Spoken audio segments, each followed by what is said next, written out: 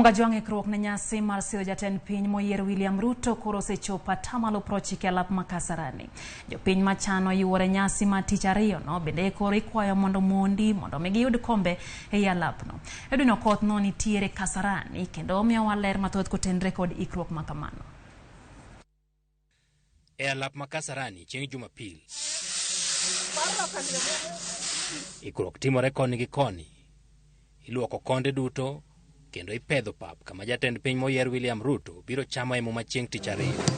Kombe osechan kendo ka opogore kod gedo matin ma pod iriwe chumbe gi bepe koni gi koni.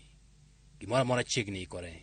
Jakom mar aput machano nyasi mar lokruok e tend piny Kenya matimore juma manyien Joseph Kinywa wacho ni ikruok osechopo atamalo 90.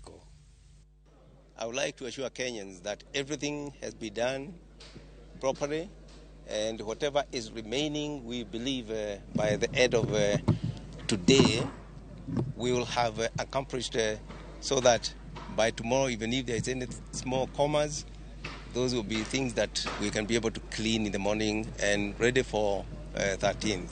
I assure you, we are 90%.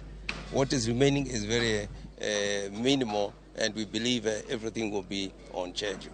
Kenywa bende wacho ni jopiny machano yuore nyasi no nyaka tem mondo chop chon ka kamano to gibiro bet oko kama ibiro manynegi kaka ginyalo luwo chenro no achiel kachiel. People are required to arrive very early. By 8, people should have arrived because, you know, the function itself seated, because the function itself will start at 10. And to enable and ensure everything moves as per the schedule, you know, constitutionally, we are even limited. We cannot go beyond 2 p.m. For that reason, those who would wish to be here, they have to come early enough so that by 8 they're seated for us to be able now to begin the new function at 10 a.m. Jower mabiro moro ji chieng' tich ariyo bende timo rako kendo gitemo mondo gimoro amora odhi makare. Nyasi no igeno ni biro bet kod welo mawuok e pinje mopogore opogore kendo joting' ndai mag jotelogo bende ne ofwar kaka nyasi biro ringo. Ne moko kuom jopiny mano biro go wengegi geno ni malo.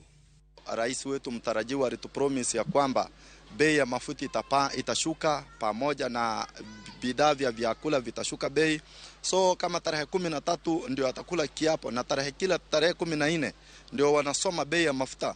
Nina imani ya kwamba atapunguza hiyo bei. Hata mimi nilikuwa nataka niende Jumanne, lakini itabidi nisafiri kwenda nyumbani Jumatano kwa sababu president atashusha bei. Nina matarajio makubwa ya mafuta kuzudi nisafiri na hata shilingi 800 mpaka Kuria. Hema mantiere bada makora chichni ema jatend piny Kenya moyier William Samoei Ruto bro chame muma chieng' tich ariyo. Jochan chenro maka wacho ni gimoro amora oseket makare kendo dhano idwaro nopong' kae moloyo nyasi moro amora mosetimore machalo gima e higni mosekalo. Edwin Okoth, Ramogi TV, Nairobi. Kapod wan mane mag motenre kod ikruok ne chao manyakora Ngajwang jatend piny